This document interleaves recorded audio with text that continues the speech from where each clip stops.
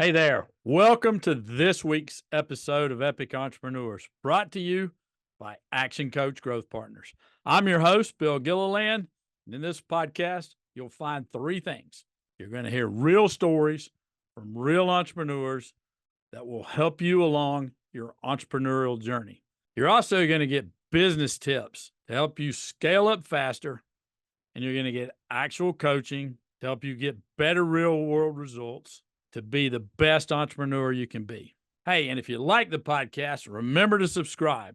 And now, enjoy the show. Hey there. I hope you're having a fantastic week. Welcome to this week's episode of Epic Entrepreneurs. I am super fortunate to have Brad Currin here.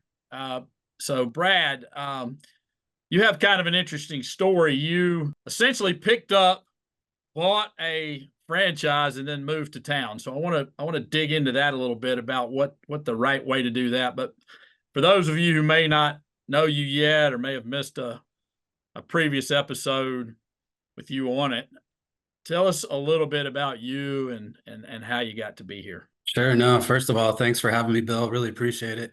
Let's see, my background's interesting. After the military, I actually moved down to Charleston, Folly Beach, South Carolina, and decided to bartend and try to figure things out. And then after that, ended up playing around in the hospitality space, so Marriott, Hilton brands, and then moved over to healthcare. And after about 15 to 20 years in healthcare, I decided I wanted to work for myself. And my wife and I, we fell in love with Western North Carolina probably 25 years ago, and we always knew we wanted to get back here. So when we were out in Arkansas, we made some strategic moves to where I came to Asheville a day before I opened this business, kind of living in a van down by the river and getting out there and slinging floors and selling tiles. So it's been a great experience so far. So your business is FCI, right? FCI, yeah, which is Floor Coverings International, and it's a franchise. But I want to focus in. Let's go two ways. Number one, you must have looked at other franchises. So what process would you recommend for people who are thinking about buying a business or buying a franchise? Yeah, definitely. I think one of the most important factors is what are customers looking for and what will they always be looking for? So we know that floors are something that's always going to be around. I mean, people have been walking on them for years, right? More importantly, Yeah. what drew us to this was the growth in Western North Carolina. As you and I know, as they continuously expand Interstate 26, the hotels, the new residential developments, the commercial spaces, there's just a plethora of opportunity for anybody in the service-based industry here. So, so let me just sum that up. Number one, you're looking for something that people were always going to buy. So, people are always going to need certain services. They're always going to need flooring. They're always going to need electrical. They're always going to need plumbing. They're always going to need some sort of service base, which is one of the, from a franchising standpoint of view, that is one of the, that is a category of industries that you can find would be service based. In fact, it works quite well. And the other thing you were looking for was a market that was growing on its own, so that you could. And I think that's pretty smart. So you come a day before you open your business. So what are some of the, I guess, strategies that you took and some of the lessons that you learned on coming to a new market, opening a new business in a new place that you're not from and not familiar with anybody really? No, it's a great question, and I think I think one of the first things you said when we talked when we first met was test and measure, right? Yep. So for me, it was just getting out there and networking. Who are the people that I want to surround myself with? And I forget the phrase, but show me your friends, I'll show you your future. So one of the biggest things I did was just start going to events, meeting different people. And you could tell who in this community were those leaders that wanted to help you become more successful, from just cold calls to warm introductions to, hey, I know a guy you need to talk to and go have a cup of coffee with him. And then they help, lead you to 5 other people that you can talk to. And that's the beautiful thing about Western North Carolina is it's kind of an extended family, if you will. We all help each other. And I think that's one aspect of growing the business. The other was looking at what the market demanded. We know that there are multiple flooring companies out there, but one of the biggest challenges all of us have is the labor market. So how can we make ourselves more attractive for the labor as well as to the consumer? And I think one of the things is just getting our name out there and branding. Branding is the key to letting people know you're present and you're here. If they don't know you're here, how are they going to call you? And then the third thing I think I would attribute to is our allies that we have established relationships with. I think it's called like a host beneficiary relationship that we had talked about before, but it's the plumber, whenever they get in there and do some tile work, who are they going to call? They call us. It may be a small repair job, but at least to something bigger and greater. And then they have 5 other houses around them in the neighborhood that could need work. I think those are the top three things that really made me successful. So network, recognizing what the market demanded, and then what you might call strategic alliances or strategic partners, or host beneficiaries where you could use somebody else's list, that kind of thing.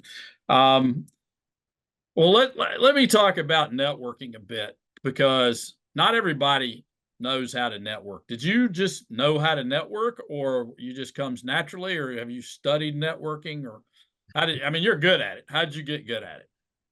Thank you. I appreciate that. I think honestly, I grew up waiting tables and bartending, and I don't know if you've ever been at a Marriott bar from a conference, and all the people that come sit after they've been in a conference all day, they really want to talk or they don't want to talk. And learning how to read people, waiting tables and bartending, like when to go up to a table and ask for the check, or when to avoid them and leave them alone because they're trying to close a deal. I definitely attribute that to a lot of my networking skills. And I think the second thing is knowing where to go network. I have kind of a rule when I go to large events is get 10 business cards or 10 contacts and then leave. Be memorable, but don't hang out very long, because, it's your goal is there is to network, get your contacts and exit. Yeah, I think the operative term is net work, not net drink beer, or net hang out in the corner, or net. Yeah. So, I mean, one of the rules is to have a goal. I have a number of clients that have come out of some sort of, maybe they just did it in high school or college or whatever, but waited tables or worked in hospitality or something along the way, or certainly some sort of forward facing, maybe retail forward facing business where they had to learn to read people. And so, it's interesting. So in networking, I mean, do you also like judge the events as well? Like what are the ones you want to be at? What are the ones you want to skip next time? Or do you just go to everything? Initially when I first moved here, I went to everything, and that was about a year and a half ago. But now I've started being more strategic and using some of my teammates to go to some of the other events. There's a lot of events here in Western North Carolina. I mean, you could stay full 40 hours a week and then some if you go to every event. I think the biggest thing for us is flooring and tile contractor is ensuring that we're at the events where we can make a difference, like Home Builders Association or the Asheville Chamber, or supporting local businesses that are opening up to kind of give them a hand, as a lot of them gave us a hand as well.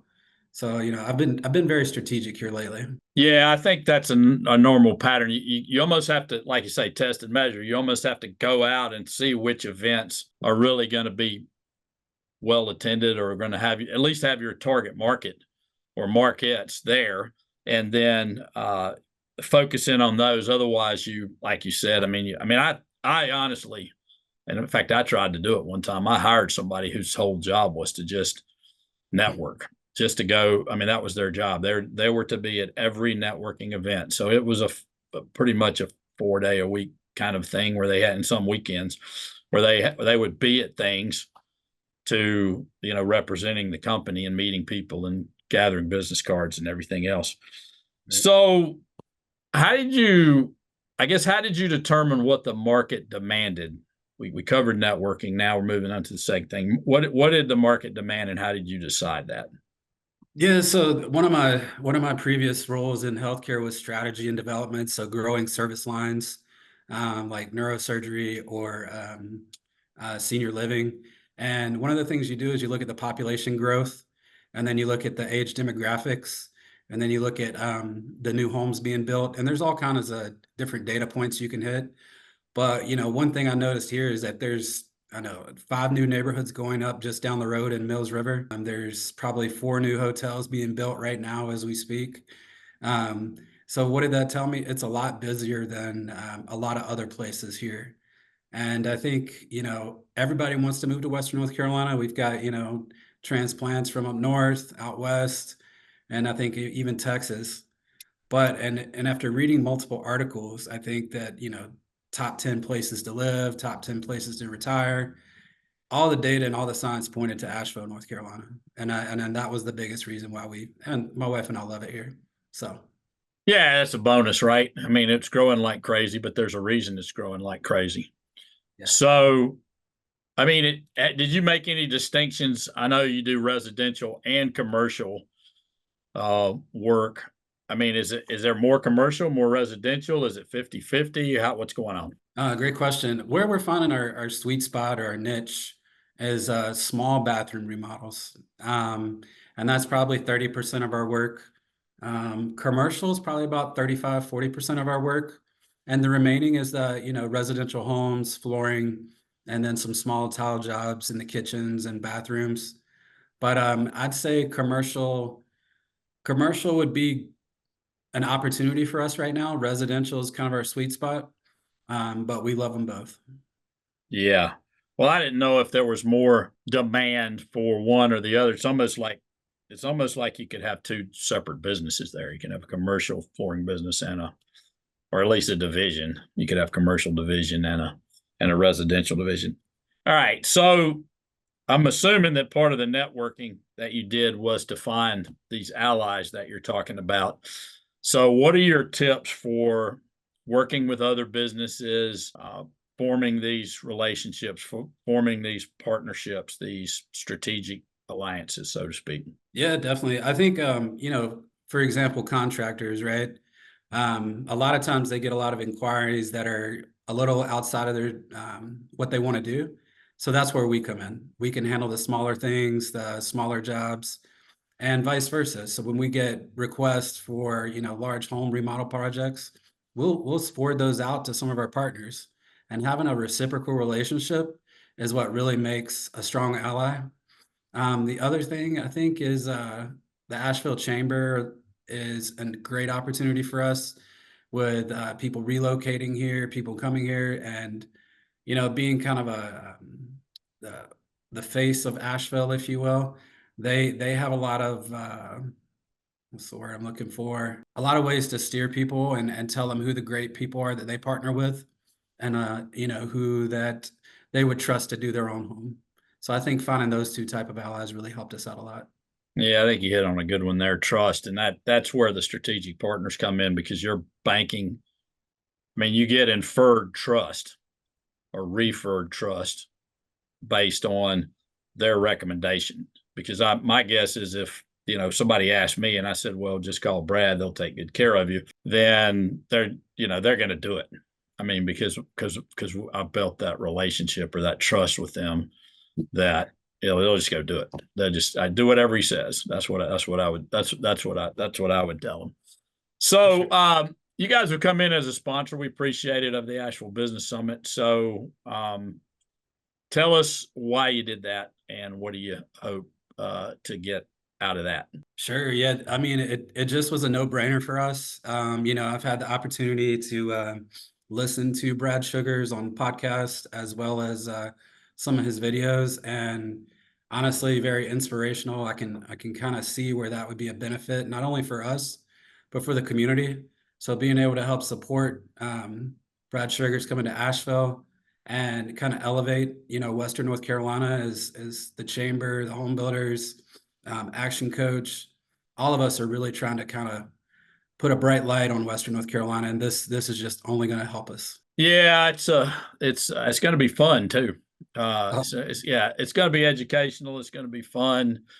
We're going to have a good time out there. So, now you've been doing this for how long? Over a year now, right? So, yeah. yeah, you've been in this. So what do you wish somebody had told you before you started this business? What are some lessons there? What do you wish someone had told you? I figured you might ask this question. Yeah. Let's see. No matter what the outcome today, tomorrow's a new day. Right. That's the first thing. And then the second thing is, somebody's done this before, and all you got to do is ask a question, ask for help. And number three is, probably don't be afraid to take giant leaps, because giant leaps equal giant rewards. And honestly, this whole Western North Carolina, and I mean, from Action Coach to the Chamber to people I've met along the way, have been very welcoming, very helpful, and it just reaffirms our decision to set up a shop here in Western North Carolina. Yeah, that's awesome. I always say I love this the second when somebody's done it before, you got to ask. I always say you can't do this stuff by yourself. Yeah. And you can, I guess you can try, but it just is if you want to really amp it up, speed it up, get out and give some help and get out and get known. I mean, I think you've done a great job with networking. You've done a great job getting the word out, and you've done a great job of building this business. And I think you've done a great job of giving back to the community already. And I think that's what it's all about. So, and I love the big thinking thing because you've always been a little bit of an out of the box uh, thinker and have some big dreams out there. So I know that you have one big dream that maybe you haven't talked about. How's that going, and or maybe you could share what that is. It's a little bit different than what you're doing now, but I'd love for people to know how big you're thinking. Yeah, sure. Yeah. So one of my passion projects is to create a boutique hotel out of shipping containers, surrounded by mountain bike trails, and it's 100% veteran owned. And our goal is to provide veterans coming into the community, wherever we end up with our locations, a place to land, to run the hotel until they figure out what their next step is on their journey. And I think being an advocate for veterans separated from the military and having a place for them to land is only going to benefit, the communities across the nation. And I'm happy to share. I think I found a finance partner, a funding partner, last week. So now it's time to hit the ground running with that. So why not add another something to the plate? Well, if you're going to be epic, you got to. I mean, the definition of an entrepreneur is, in my opinion, is somebody who does multiple businesses multiple ways and usually uses it's sort of the intersection of an idea, the intersection of money, and the intersection of action. And so, yeah, I think it's awesome, and I know that project is going to be fun and going to do well, and you're going to learn a lot more as you go through that stuff. So, are there any other last things you'd like to say? No, I really appreciate the opportunity to jump on here with you, Bill, and chit chat. Always been a respected member of the community, and glad I found you in the first 30 days of being here. Yeah, it was yeah, I think, I have a belief that things happen for a reason. So, yeah, it's not, and that's both ways. I mean, I think that, great. I mean, you found me, but I also found you. So it's been a nice partnership. So anyway, and that's kind of the way we view it. So, Yeah. So thanks for being here. No, thank you. Yeah. Hey, and until next time, all the best.